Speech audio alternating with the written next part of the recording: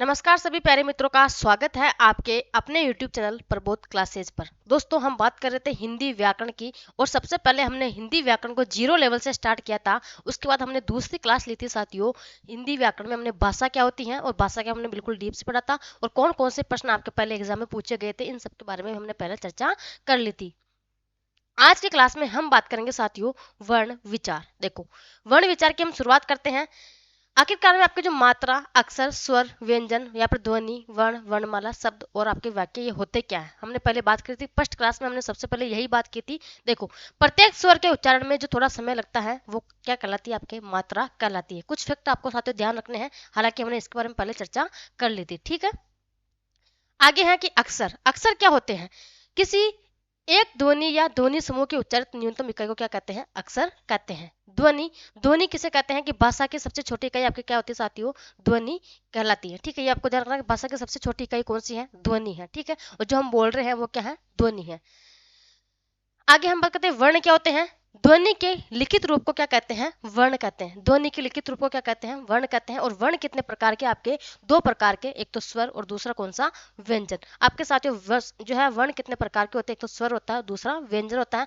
आज की क्लास में हम वैसे भी स्वर को पढ़ने वाले हैं, कल की क्लास में हम व्यंजन को पढ़ेंगे। देखो आगे हम बात करते हैं वर्णमाला। वर्णमाला क्या होती है, वर्णों के व्यवस्थित समूह को क्या कहते हैं, वर्णमाला कहते हैं। शब्द किसे कहते हैं साथियों, वर्णों के व्यवस्थित क्रम को क्या कहते हैं, शब्द कहते हैं। वाक्य वाक्य की अगर मैं बात करती हूँ, वाक्य किसे कहते हैं, तो शब्दों का व्यवस्थित क्रम क्या कहलाता है, वाक्य कहलाता है। ठीक है, यहाँ तक हमने कुछ छोटे मोटे फैक्ट देखे थे जो कि आपको पता होना चाहिए। अब हम शुरुआत करते हैं अपनी क्लास का वर्णों के भेद, है ना। वर्णों के भेद कितने होते हैं, दो होते हैं, एक तो स्वर और दूसरा कौन सा, व्यंजन। आज की क्लास में हम चर्चा कर रहे हैं स्वर के बारे में। देखो स्वर होते क्या हैं, स्वर किसे कहते हैं, जिन ध्वनियों का उच्चारण करते समय हवा बिना किसी रुकावट के स्वतंत्र रूप से बाहर निकले स्वर कहलाते हैं। अब बिना रुकावट के कैसे साथियों, मैं कुछ बोल रही हूँ, जो ये ध्वनि है ये बिना किसी रुकावट के जो अपने हृदय से अपने फेफड़ों से जो बाहर निकले, बिना किसी रुकावट के, बिना कहीं टच हुए, ना जीभ के ना आपके जो है कहीं कंठ में कहीं टच हुए, बिना किसी रुकावट के बाहर निकले, वो क्या कहलाते हैं, आपके स्वर कहलाते हैं। ठीक है, हम बात करते हैं आपके स्वर। हिंदी में आपके स्वर कितने होते हैं साथियों, तो हिंदी में आपके कुल स्वर कितने होते हैं, 11 होते हैं। लेकिन इनकी मात्राएं कितनी होती हैं, तो 10 होती है। ये आपको ध्यान रखना है साथियों। हिंदी में कुल स्वर आपके 11 होती है लेकिन मात्राएं 10 होती हैं, क्योंकि साथियों ए की कोई मात्रा नहीं होती है। ये भी आपको ध्यान रखना है, क्योंकि ए की कोई मात्रा नहीं होती है, इसलिए मात्राओं की संख्या कितनी है, 10 है। और जो आपके स्वर की संख्या कितनी है, 11 है। आपके जो 11 स्वर है वो कौन कौन से हैं, ए हो गया, आ ई उ ऊ, है ना, री ए आई ओ औ। ये कितने साथियों, आपके 11 स्वर। इनकी मात्रा, आ की मात्रा ई उ री की मात्रा है ना, ए आई ओ और औ। ये क्या है साथियों, इनकी मात्राएं भी है। ठीक है, आपको मात्रा आपको हालांकि सबको आती होगी, इतना छोटा लेवल यहाँ पे किसी भी स्टूडेंट का नहीं है। ठीक है, देखो एक आपके सामने नोट लगा हुआ है कि मात्राएं केवल स्वरों की होती है, व्यंजनों की नहीं होती है, क्योंकि व्यंजन जो है साथियों स्वर की सहायता से ही बोले जाते हैं। यहाँ पे इसका अर्थ क्या होता है कि मात्राएं केवल स्वरों की होती है, व्यंजनों की नहीं होती है, क्योंकि जो व्यंजन होते हैं साथियों वो किसकी सहायता से, स्वर की सहायता से ही बोले जाते हैं। किस प्रकार से, जैसे मैंने कहा यहाँ पे एक शब्द है राम, तो साथियों ये राम जो है इसमें र में कौन सा, आ स्वर, और साथियों मैं में कौन सा साथियों, यहाँ पे आपके एस स्वर जुड़ा हुआ है, तो क्या बना, इसी का आपके यहाँ पे राम बना। यानी कि आपका जो व्यंजन है इसके पीछे क्या लगा हुआ, कोई ना कोई स्वर लगा हुआ है साथियों। इसीलिए जो आपके व्यंजन है वो किसकी सहायता से, स्वर की सहायता से ही बोले जाते हैं। ये आपको ध्यान रखना है, क्योंकि साथियों किसी भी व्यंजन के पीछे जो है या फिर जो है उनके ऊपर जो है कहीं ना कहीं कोई ना कोई स्वर लगा हुआ रहता है। ठीक है, देखो अब आगे हम बात करते हैं हिंदी में कुल वर्णों की संख्या कितनी है। पहले आपके 52 थी साथियों, लेकिन वर्तमान में आपके संशोधन के बाद यहाँ पे 53 हो गई है। तो आपको अब याद रखना है, कभी भी आपको 52 याद नहीं रखना है। हिंदी में वर्तमान में आपके जो है साथियों अभी कुल वर्णों की संख्या कितनी है, तो आपके 53 है। ठीक है, ये 53 आपके कौन कौन सी है, हम इनकी बात करते हैं। देखो इसमें आपके 11 तो क्या हो गए, स्वर हो गए, है ना। 11 स्वर जब हमने अभी ऊपर देखे थे। अनुस्वार इसमें साथियों एक है, एक इसमें क्या है, अनुस्वार है। विसर्ग कितना है इसमें, एक विसर्ग है, इसकी मात्रा है। ठीक है, एक अगर हम बात करते हैं साथियों इसमें, देखो इसमें स्पर्श व्यंजन कितने हैं, 25 है। 11 12 13 और 25, 13 और 25 कितने हो गए साथियों? 13 और 25 आप जोड़ लेना, मेरी मैथ इतनी सही नहीं, मेरी हिंदी सही है ना। 5 और 3 8 और 3 38, ठीक है। 38 तो कितने हो गए आपके अब तक के जो है व्यंजन कितने हो गए? 38 हो गए है ना। अब तक के वर्ण कितने हो गए साथियों आपके? 38 हो गए। इसमें आपके स्वर 11 है, अनुस्वार 1 है, विसर्ग कितना? 1 है। स्पर्श व्यंजन जो कि आपका क से म तक, जो आपका कक्का है साथियों, उसमें क से लेकर म तक के जो वर्ण है उसमें साथियों वो कितने हैं? 25 वो हो गए। 4 वर्ण आपके कौन कौन से? अंतस्थ व्यंजन जो कि आपका य, र, ल और व हो गया। और 4 कौन से साथियों? उष्म व्यंजन। 4 कौन से उष्म व्यंजन? श, श, श और है, ठीक है। आगे हम बात करते हैं 4 व्यंजन साथियों संयुक्त व्यंजन है कौन कौन से? श, त्र, ज्ञ और श्रेय, ठीक है। ये 4 कौन से आपके संयुक्त व्यंजन हो गए।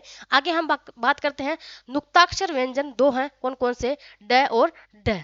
नुक्ताक्षर व्यंजन 2 कौन कौन से साथियों आपके?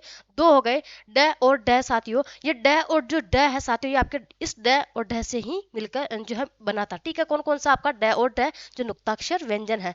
एक आपका कौन सा साथियों? विशिष्ट व्यंजन जिसको हम बोलते हैं ल, जैसे अपन ल, ठीक है। अपन बोलते जैसे काल्या, काल्या, वो क्या क्या हो गया उसमें वापस जो पीछे जो अंत में लगा है साथियों ल, वो कौन सा आपका? ये विशिष्ट व्यंजन ही कहलाता है। अभी आपके संशोधन के बाद आपका ये वर्ण इसमें जुड़ गया था, इसीलिए वर्तमान में आपके वर्णों की संख्या 52 न होकर कितनी है साथियों? 53 है, ठीक है। आपको ध्यान रखना है कितनी?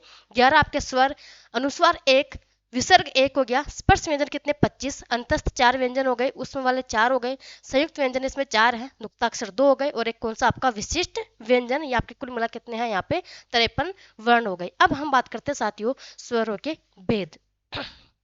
प्रश्न आपका बनता है कि स्वरों के भेद। मुख्य रूप से साथियों आपके स्वर के 2 भेद होते हैं कौन कौन से? एक तो प्रयत्न के आधार पर और दूसरा कौन सा? उच्चारण स्थान के आधार पर। दोनों के आधार पर हम पढ़ेंगे कि आपके कौन कौन से स्वर होते हैं। सबसे पहले हम बात करते हैं यहाँ पे प्रयत्न के आधार पर स्वरों के भेद। प्रयत्न के आधार पर साथियों स्वरों के कितने? 4 भेद होते हैं। 4 भेद कौन कौन से? देखो, उच्चारण समय के आधार पर, जिह्वा के आधार पर, ओष्ठ आकृति के आधार पर और चौथा कौन सा आपका? मुख की आकृति के आधार पर। चारों हम पढ़ेंगे यहाँ पे, शर्म नहीं करनी है, एक एक स्वर को बोल के पढ़ना है। कहीं ऐसा नहीं कि आप समय कहूँ कि बोलो आप ऊ तो आप बोलो ही नहीं, ऐसा ना, साथ के साथ बोलना है और फिर आप स्वर सीख पाओगे। देखो, सबसे पहले हम बात करते हैं उच्चारण समय के आधार पर। मेरी हैंड राइटिंग आपको जैसी भी लग रही है, मैं जो है अपने आप को तो अच्छी मानूंगी, है ना, ठीक है। अच्छी मेरे हिसाब से अच्छी है क्योंकि ये भी अच्छी आती है ना।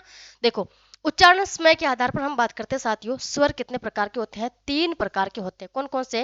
ह्रस्व स्वर, दीर्घ स्वर और प्लुत स्वर, है ना। कौन कौन से? ह्रस्व स्वर, दीर्घ स्वर और तीसरा कौन सा? प्लुत स्वर। सबसे पहले हम बात करते हैं कि ह्रस्व स्वर कहते किसे हैं। देखो, जिनके उच्चारण में बिल्कुल कम समय लगे वो आपके स्वर कौन कौन से हैं? ए, ई, उ और री। आपके 4 स्वर है साथियों जिनके उच्चारण में कम समय लगे, थोड़ा समय लगे, उसको हम क्या कहते हैं साथियों? लघु स्वर भी कहते हैं, या फिर हम इनको क्या कहते हैं? एक मात्रिक स्वर भी कहते हैं। जिनके उच्चारण में बिल्कुल कम समय लगे साथियों वो कौन सा? आपके ह्रस्व स्वर या फिर आपके छोटे स्वर कहलाते हैं, ठीक है।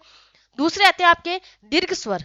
दीर्घ यानी आपका बड़ा, इनको बड़े स्वर भी कहते हैं या गुरु स्वर भी कहते हैं या इनको द्विमात्रिक स्वर भी कहते हैं। क्योंकि साथियों ये होते कौन से हैं? ये आपके दीर्घ स्वर जो होते हैं इनके उच्चारण में अधिक समय, जो आपका जो ह्रस्व स्वर था उससे थोड़ा ज्यादा है, दुगना समय लगता है, उनको क्या कहते हैं? हम दीर्घ स्वर कहते हैं। जैसे कि आपका आ हो गया, ई हो गया, उ हो गया, ए, आई, ओ और औ। साथियों जो बाकी के 7 बचे थे वो आपके कौन से कहलाते हैं? दीर्घ स्वर कहलाते हैं। पहले के जो 4 थे वो कौन से? आपके ह्रस्व स्वर, और जो बाद अभी के जो 7 है ये कौन से कहलाते हैं? आपके दीर्घ स्वर कहलाते हैं। कौन कौन से?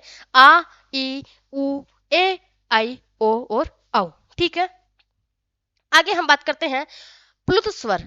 उच्चारण में 3 गुना समय लगे। जैसे कैसे? देखो, आप सुबह सुबह उठते हो, क्या करते हो? सुबह सुबह उठते पहले भगवान को जल चढ़ाते हो और फिर कहते हो ओम, ठीक है। लगभग आप 15 सेकंड तक साथियों ओम मंत्र का जाप करते हो, ठीक है। आप ओम बोलते हो सकता है बहुत सारे नहीं भी बोलते, बहुत सारे तो उठते भी नहीं है, ठीक है। लेकिन साथियों जो आप बोलते हो कौन सा एक शब्द है? ओम। इसको बोलने में एक लंबी लंबी सांस अपने को लेनी पड़ती है साथियों, वो कौन सा? आपका प्लुत स्वर कहलाता है। जैसे देखो, इसका कोई चिन्ह भी नहीं होता, जो आपका प्लुत स्वर है साथियों इसका कोई चिन्ह भी नहीं होता। आपको प्लुत स्वर का एक एग्जांपल बहुत शानदार आपको मारवाड़ी भाषा में देती हूँ। देखो, आपका जो जैसे आपके दूर कोई, मान लो आपका कोई आप खेत पे गए हो और आपके साथ आपका भाई हो या फिर आपकी बहन हो, ठीक है। आप क्या कर रहे हो? वहां पे कुछ चारा काट रहे हो या कुछ कर रहे हो और वहां पे आपका भाई आया, आपकी बहन जो है थोड़ी आपसे दूर है, तो आप उसको आवाज लगाओगे तो क्या कहोगे? ए कालिया, खदेक आवलो तू, है ना, ऐसे कहते हो ना। ए, तो ये ए जो वाला वर्ण है साथियों, ये भी कैसा हो गया आपका प्लुस स्वर हो गया। कौन सा कि ए, अपन बोलते हैं बहुत देर तक ऐसे कि कम से कम 10 सेकंड तक अपन इस वर्ड को खींचते हैं, ए वाला। ये फिर आपका ओम हो गया साथियों। ये ऐसे वर्ण क्या कहलाते हैं आपके प्लुस स्वर कहलाते हैं। हो सकता है आपके चेहरे पे हंसी आई होगी, है ना। आगे हम बात करते हैं, दूसरे आते हैं आपके जीवा के आधार पर। देखो जीवा के आधार पर साथियों आपके कितने तीन स्वर हो, तीन प्रकार के स्वर होते हैं। कौन कौन से, अग्र स्वर, मध्य स्वर और आपके पश्चय स्वर। कौन कौन से, अग्र स्वर, मध्य स्वर और पश्चय स्वर। इनकी हम बात करते हैं। सबसे पहले देखो जीवा के आधार पर आपके तीन प्रकार के स्वर होते हैं, अग्र स्वर, मध्य स्वर और पश्चय स्वर। अगर आपको इस देखो यहाँ पर आपके वो सामने एक बहुत ही शानदार टेबल है, इसको हम समझते हैं कि आपके अग्र स्वर कौन से होते हैं, मध्य स्वर कौन कौन से होते हैं, पश्चय स्वर कौन कौन से होते हैं। साथियों अगर आपको स्वर वाला जो प्रश्न सही करना है तो आपको ये एक छोटी सी टेबल आपके सामने, ये आपको याद करनी ही पड़ेगी, चाहे किसी भी हालत में कुछ भी हो जाए, ठीक है। और बहुत ही शानदार और सीधी टेबल है।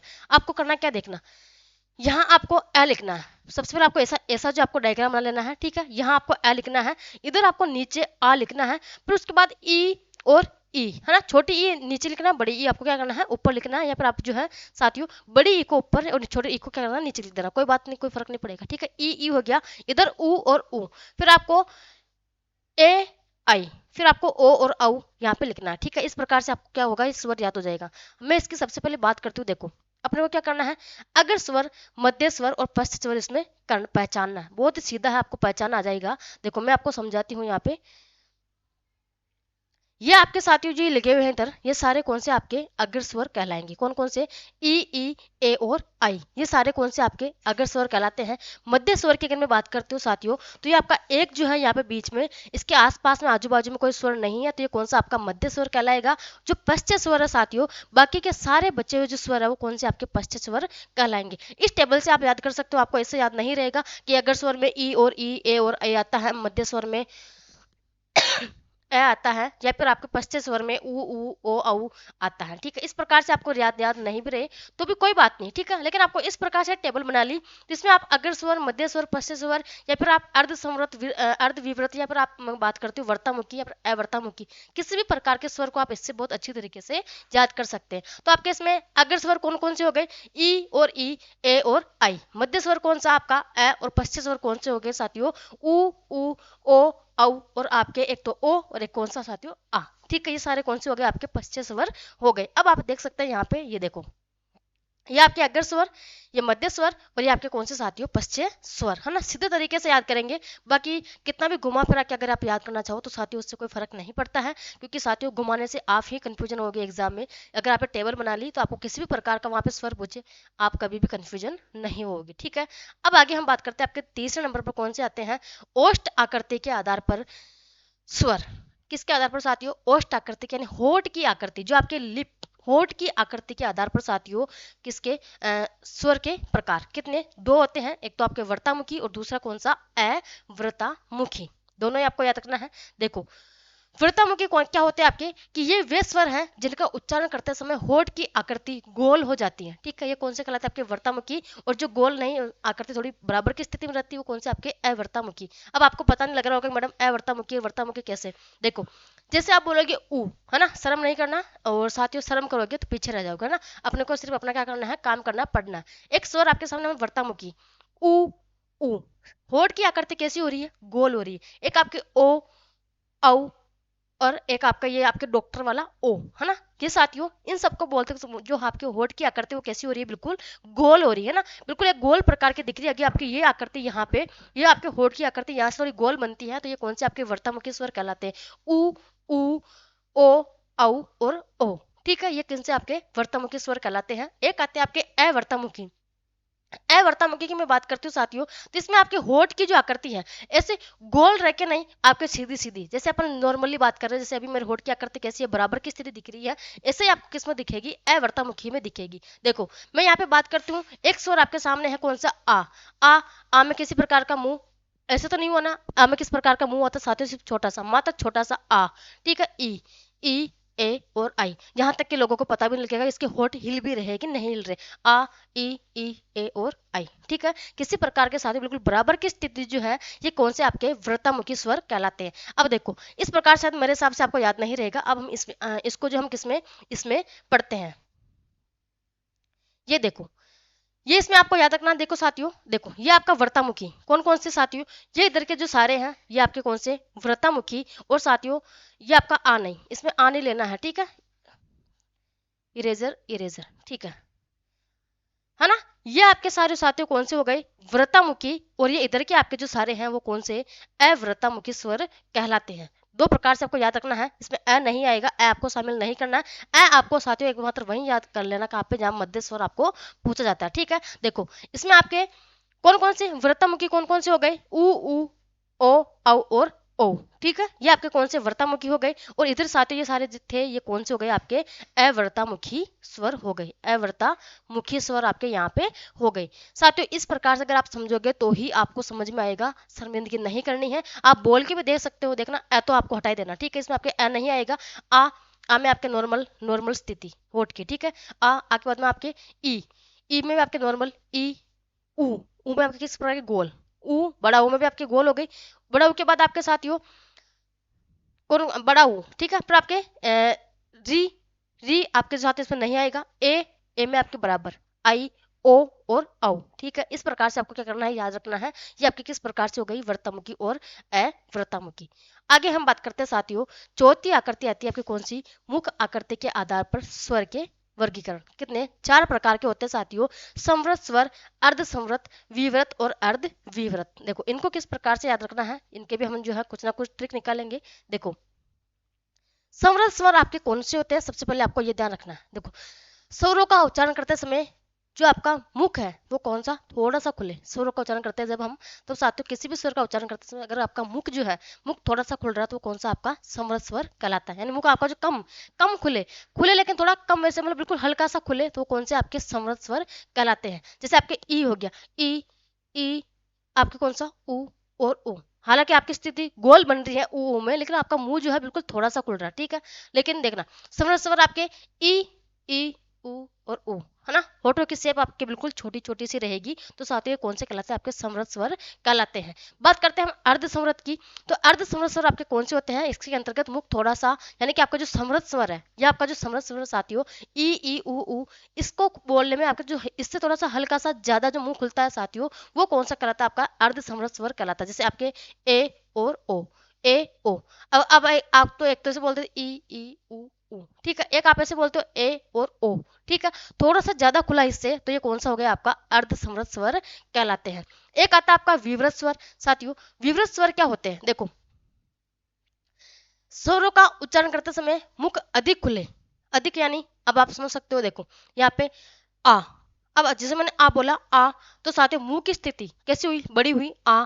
अगर कोई चाहिए तो कुछ खिला भी सकता है मुझे, गुलाब जामुन है ना, ठीक है, इतना बड़ा मुंह खिल जाता है आराम से ना। तो साथियों ये क्या हो गया, आपके विवृत स्वर कहलाते हैं। एक आपके आते हैं साथियों अर्ध विवृत स्वर। इसकी अगर हम बात करते हैं तो साथियों ये विवृत स्वर से थोड़ा कम, और अर्ध स्वर स्वर से क्या थोड़ा सा अधिक। जो आपके विवृत स्वर है इससे थोड़ा सा कम, ठीक है, और अर्ध स्वर जो आपके स्वर है इससे आपके थोड़ा सा अधिक। इसके बीच की जो स्थिति है वो कौन सी कहलाती है, आपके अर्ध विवृत स्वर कहलाती है। कौन सा, ए ओ ए और आ, ठीक है, ये आपको ध्यान रखना है। अब देखो इसको हम टेबल के माध्यम से, अब आप ऐसे सोच रहे होंगे कि मैडम हमारा तो सब ऊपर से बाहर जा रहा है, हमारी तरफ से सब जो है एक समान मुंह में खुल रहा है और कुछ भी पता नहीं लग रहा कि किस प्रकार से बोले जाते हैं। इसलिए मैं आपको कह रही हूँ कि आपको ये टेबल याद करनी है।